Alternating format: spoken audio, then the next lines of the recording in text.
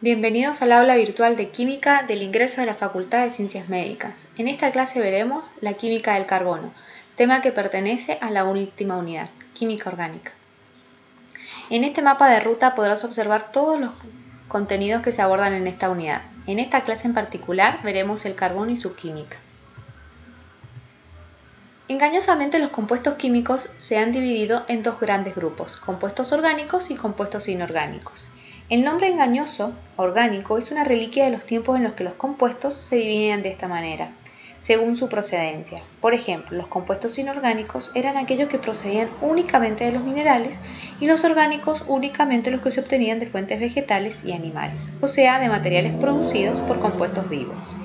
De hecho, hasta aproximadamente 1850, muchos químicos creían que los compuestos orgánicos debían tener su origen en organismos vivos y en consecuencia jamás podrían ser sintetizados a partir de sustancias orgánicas. Hoy en día se sabe que muchos de los compuestos orgánicos pueden obtenerse en el laboratorio, por ejemplo a partir de carbonatos y cianuros, pero más a menudo se parte de compuestos orgánicos.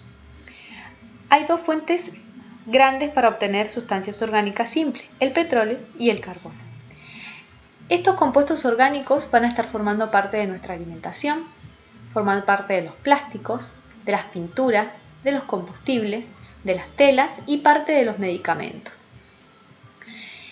Todos los compuestos orgánicos tienen en común el compuesto o el elemento químico carbono. El elemento químico carbono pertenece al grupo 4A y del periodo 2 en la tabla periódica. Es un no metal, su número atómico es 6 y su número másico es de 12,0107 UMA. Tiende a formar compuestos orgánicos uniéndose a otros átomos de carbono mediante enlaces covalentes. Forma cadenas muy variadas, algunas cortas y otras muy largas. El átomo de carbono, si nosotros vemos su configuración electrónica, tiene 2 electrones en el orbital 1s, 2 electrones en el orbital 2s y 2 electrones desapareados en los orbitales p.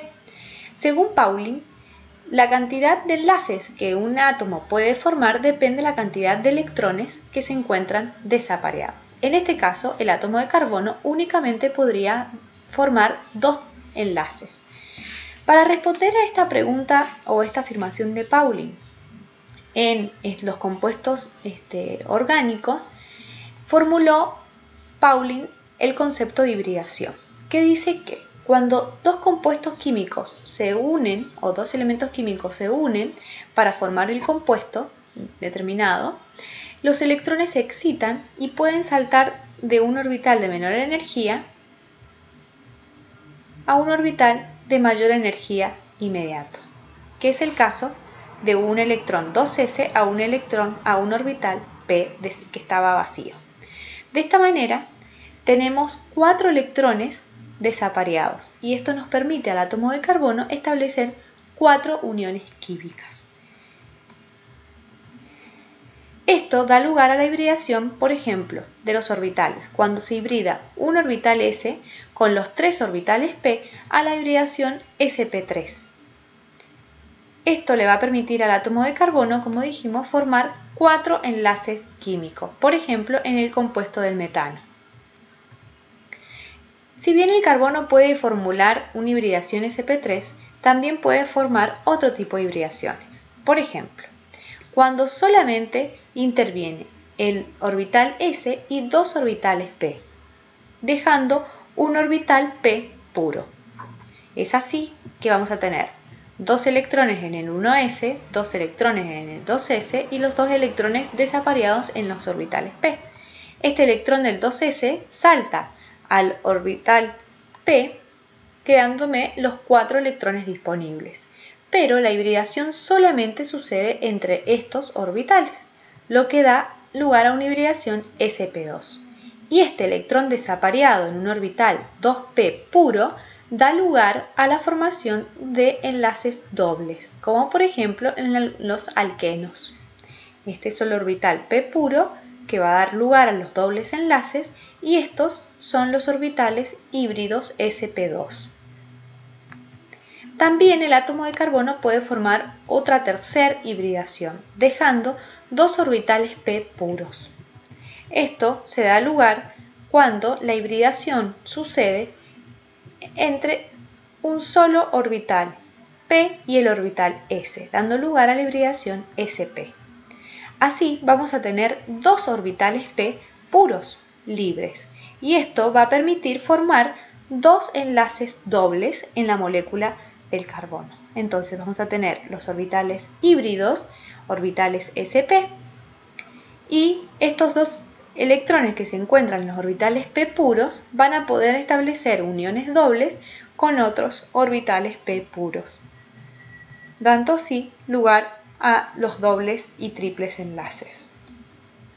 Entonces recordemos, el átomo de carbono puede hibridarse un solo orbital S con un solo orbital P, dando lugar a la hibridación sp1 o sp, cuando se hibridan dos orbitales P con uno de los S, dando lugar al sp2, y cuando se hibridan los tres orbitales P con el orbital S, dando lugar a la hibridación sp3. También podemos determinar un número de oxidación del átomo de carbono en las moléculas orgánicas. Esto se considera que el átomo de carbono es elemental si se encuentra con un número de oxidación 0. Pero, para calcular el número de oxidación que tiene cada átomo de carbono en una molécula orgánica se utiliza el siguiente método. Si el átomo de carbono está unido a elementos menos electronegativos que él, como por ejemplo el átomo de hidrógeno, el número de oxidación del átomo de carbono varía en -1 por cada enlace que presenta con un átomo de hidrógeno. Así, en la molécula del metano, el átomo de carbono está unido a 4 átomos de hidrógeno. Estos son menos electronegativos que el carbono, por lo que el número de oxidación del carbono aquí va a ser -4. Si tuviésemos 3 átomos de hidrógeno solamente unidos al átomo de carbono, sería -3. Si fueran 2, -2, y si fuera 1, -1. Ahora, el número de oxidación de un átomo de carbono va a variar en +1 por cada enlace que presente con un átomo más electronegativo que él. Por ejemplo, en el tetracloruro de carbono. Aquí el átomo de carbono está unido a 4 átomos de cloro. El cloro es un átomo electronegativo mucho más que el carbono, por lo que el número de oxidación aquí del carbono va a ser +4. Si estuviese unido a 3 átomos de cloro sería +3, si estuviese unido a 2 átomos de cloro sería +2 y así sucesivamente. Cuando el átomo de carbono presenta dobles y triples enlaces con un otro átomo que se encuentra 2 y 3 veces respectivamente, este número lo vamos a multiplicar 2 o 3 veces. Por ejemplo, cuando el átomo de carbono está unido a un átomo de oxígeno, que es más electronegativo que él, por un doble enlace sería +2. Los enlaces existentes entre átomos de carbono no se tienen en cuenta al determinar el número de oxidación de los carbonos. También vamos a poder caracterizar los compuestos orgánicos de acuerdo al tipo de cadena. Según su forma, por ejemplo, vamos a encontrar cadenas abiertas o acíclicas, por ejemplo, cadenas lineales o normales y cadenas ramificadas. También las cadenas pueden ser cerradas o cíclicas.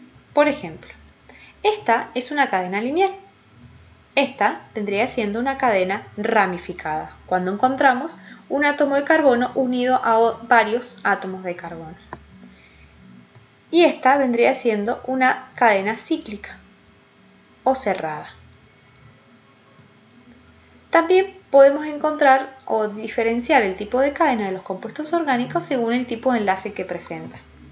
Cadenas saturadas es cuando todas las ligaduras o todos los enlaces son simples.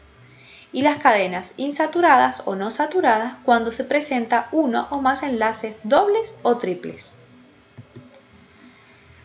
También podemos diferenciar los tipos de átomos de carbono en las cadenas de los compuestos orgánicos. Vamos a poder encontrar carbonos primarios, que son aquellos que están unidos a un solo átomo de carbono en la cadena, los carbonos secundarios, que es cuando están unidos a 2 átomos de carbono, los carbonos terciarios, que es cuando se unen a 3 átomos de carbono, y los cuaternarios, cuando el átomo de carbono se encuentra unido a 4 átomos de carbono más. Por ejemplo, en este compuesto tenemos un carbono primario, porque este carbono está unido solamente a un carbono. Un carbono secundario, porque este carbono está unido a 1 y 2 átomos de carbono. Un carbono terciario porque este carbono está unido a 1, 2 y 3 átomos de carbono. Y un carbono cuaternario porque está unido a 1, 2, 3 y 4 átomos de carbono. Los compuestos químicos se pueden agrupar según su función. Entonces, se entiende por función química el conjunto de sustancias con propiedades similares. Las propiedades o funciones a un conjunto de sustancias la va a determinar el grupo funcional. El grupo funcional es un átomo o es un conjunto de átomos que le van a conferir a la molécula características específicas, lo que hace que van a poder estar formando un grupo químico en particular. Todas las moléculas que presenten un mismo grupo funcional van a actuar entonces químicamente de manera similar. Es así que surgen de los compuestos orgánicos con los distintos grupos funcionales las distintas moléculas orgánicas o distintas familias de los compuestos orgánicos. Como veremos en siguientes clases, los alcoholes, las cetonas, los aldehídos, etc., que se van a ir agrupando de acuerdo al grupo funcional que contenga.